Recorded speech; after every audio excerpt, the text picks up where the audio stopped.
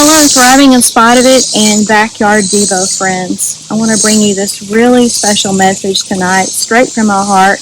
I know a lot of times what I say is funny or lighthearted or just relating a lot of personal things, but tonight I really felt like it was important to get to the core of the issue of a lot of things. And the question is, what's real? What's real? We spend a lot of time trying to determine what's real throughout our lives. Early on, we learn the difference between real and make-believe, truth versus lies. It's one of the things that's really important that's taught to us, even as really small children. And as we grow older and more experienced, we learn to determine what these things are based on what we can see, feel, hear. We rely a lot upon our own perception of things or other reliable sources to tell us what is true and what is real. Right now, there is a whole lot up for debate in that realm. And so, not going to muddy the waters with all of those issues, but just talk about what's real as far as your relationship with God. People even wonder if God is real. And there are times in your life that you'll go through things and you think, is he here? Is he even real? Because you don't feel like he's with you. You feel like he's abandoned you. But that's not true. Most people I talk to really struggle with one thing, though, whether they know it or not. And it's, how do I know if my relationship with God is real or not? And that's not something that I can tell you. It's something that you have to determine for yourself. Because when it comes down to it, it's just you and God. In the end, it's just going to be just you and God. So that's what it's all about, is your relationship with Him. What does that even mean, though? We'll talk about that. You've said your prayers, you've read the Bible, some or a lot. You didn't go to church. Maybe you're there every time it's live streaming or every time it's open. But those really aren't the defining factors. Really, they're just checking a box. Jesus went literally out of his way, a long way, to become a mere human being, to go through all the things that we went through, to endure the temptations that we endured, to feel the pain of loss and betrayal and uncertainty growing up, all the things that we experience, he went through just so that he could understand in a very human way what we're going through too, and so that he could say to us that he's been there, and that he knows what you're feeling, he knows what you're going through, and he's not just some great almighty God hovering a million miles above that doesn't know and understand the pain that you're feeling. But he also spent a lot of time talking to people who called themselves God's people, yet they didn't really know him. They were just checking boxes. They were saying, I follow this law, and I followed all the laws, but really when it came down to it, they didn't really know who God was. And there's a difference between knowing about God and knowing God. I relate a story about a young man who studied about Mount Everest. This is back in the day when there was no Wikipedia, there was no virtual tour, there was no Google Earth, any of those kinds of things. But he had studied all through his undergrad years about Mount Everest, and he thought he knew everything about that great mountain. And when he went to actually see it, when he first pulled up on that lookout and got out of his car and stood there in front of it and saw the awesomeness and the grandeur of this massive mountain, he was reduced to tears. And he realized in that moment there's a difference between knowing about something and really knowing something. And that's really what I'm talking about. Mark 12:30 and 31. Jesus was put on the spot. They asked him, what was the great commandment? In other words, what is the most important thing? What's the most important thing that we can do above all the things God tells us to do? And he said, and you shall love the Lord your God with all your heart, with all your soul, with all your mind, and with all your strength. This is the first commandment. And the second like it is this, you shall love your neighbor as yourself. There is no other commandment greater than these.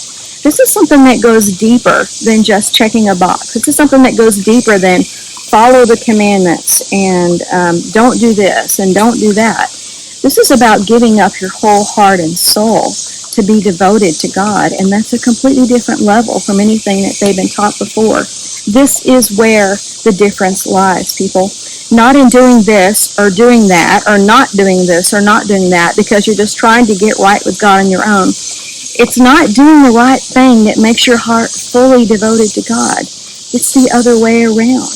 A heart first and foremost, fully devoted to God, fully given to Him, will do the right things. And with God's mercy and grace, we muddle through the little things that we stumble with. But, if you've got a heart fully after God, you're on the right track. That's what Jesus was trying to explain to him. And where we get it wrong is we think it's all about willpower. That's what we're used to. Human effort, human ingenuity, strategies and planning and techniques. And what can I learn today? What podcast can I listen to that's going to make me walk with God, or that's going to make me close to God, that's going to make me know who He is? But it's not about willpower. It's about something that's totally opposite. It's about surrender, complete and total surrender. See, we spend our whole lives and all our energy and effort to try to be righteous, something that God's people spent thousands of years trying to do and failed generation after generation after generation, because our righteousness could never, ever even be close enough to make us right with God. It's not about what we can do. With all of our doing, we really only need to do one thing, and that's give our whole heart to God without any holding back. That's the hard part. Matthew 16:24 and 25. Then Jesus said to His disciples, "If anyone desires to come after me, let him deny himself, take up his cross, and follow me. For whoever desires to save his life will lose it. But whoever loses his life for my sake will find it." So there's the question. Are we denying ourselves, or are we denying God? Are we holding back, or are we giving it all? Is there anything that you won't give up? And that's the test. I'm not saying He'll ask you to, but think. If there's anything that comes to mind that you said, no, you know what? I can't walk away from that if God asks me to. If it was standing in the way between you and Him and a good relationship with God, really knowing Him, really serving Him, really pleasing Him, really getting so close to Him that you feel Him all around you all the time, is there anything that you would hold back and say, well, no, not that? If that's the case, then you haven't given Him your whole heart. You haven't given Him your all. You're denying Him that one piece of you that's holding you back. Of all the things that Jesus said, one of the hardest to swallow is this, Luke 6:46. But why do you call me Lord, Lord, and not do the things which I say? And that is such a simple concept, but it really escapes us, doesn't it? By definition, if He is your Lord, you belong to Him. Anything that you have, anything that you are, anything that you want is at His bidding, if He is truly your Lord. But we've gotten away from that as the past generations have come to really embrace grace in a way that unfortunately does away with that surrender. That means that you've given your whole heart to God. Deny yourself and the things that you want to chase after. Follow Him in a real way, not just on Sunday.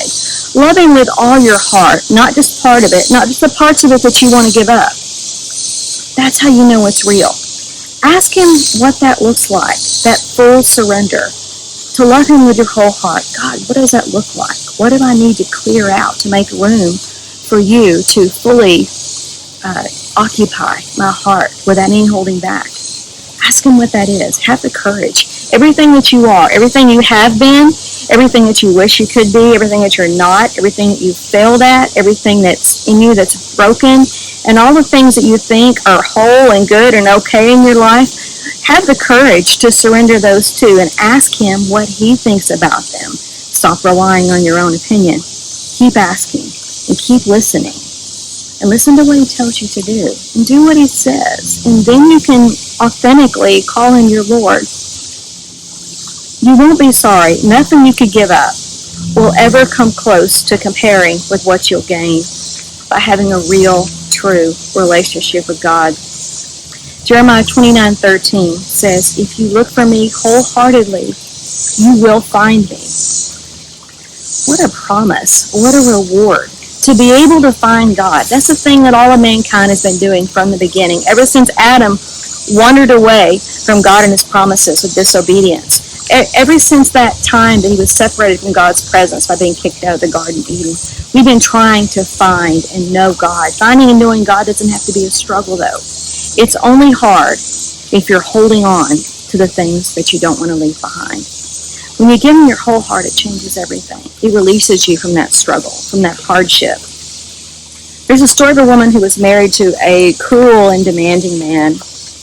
And for years and years, she would work through her long list of chores and duties and wear herself to a frazzle, trying to get everything done, trying to make him happy, checking every box and doing all the right things and saying all the right things. And it was so completely exhausting.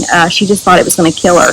Well, one day, actually, she was released from that misery. He passed away suddenly. And after a time of mourning, she met another man, a wonderful man, a loving man. And he loved her with his whole heart, and she loved him back with her whole heart. She held nothing back.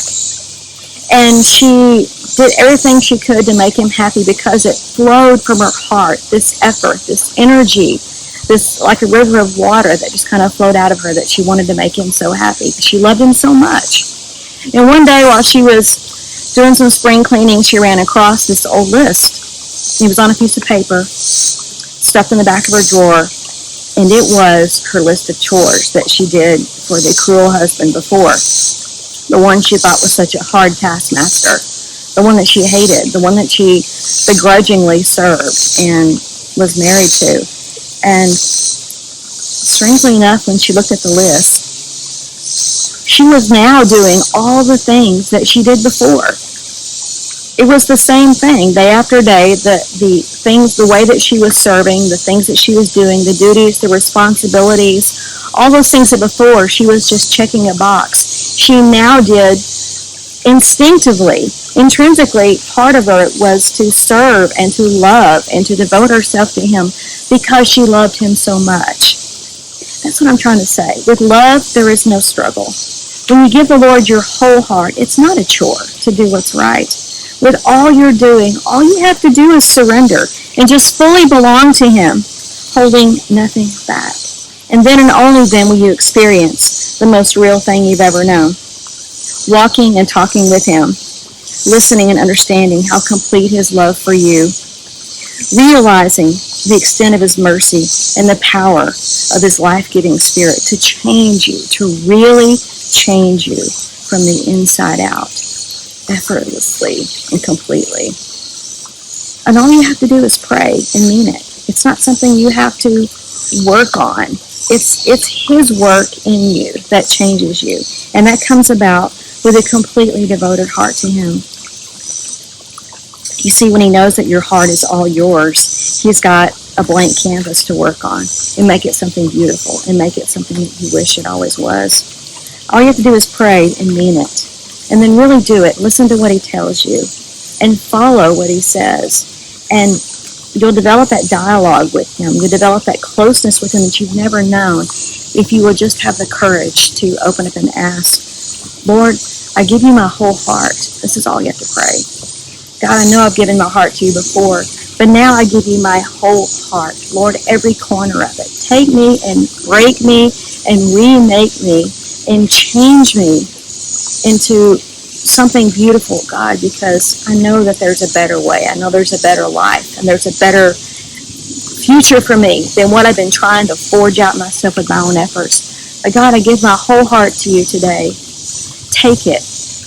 Lord, it's yours. Anything you tell me to dispose of that's in it, God, it's yours. Anywhere you want to lead me, I'm yours, Lord God. And I want to love you more fully. Lord, show me your love so I can love you back. And just that one simple prayer, just something like that. You know, there's no magic formula. There is no strategy. It's just getting to know him and allowing yourself to be totally open to him so that you can forge that relationship that will change your life forever. And that, my friends, is what's really real.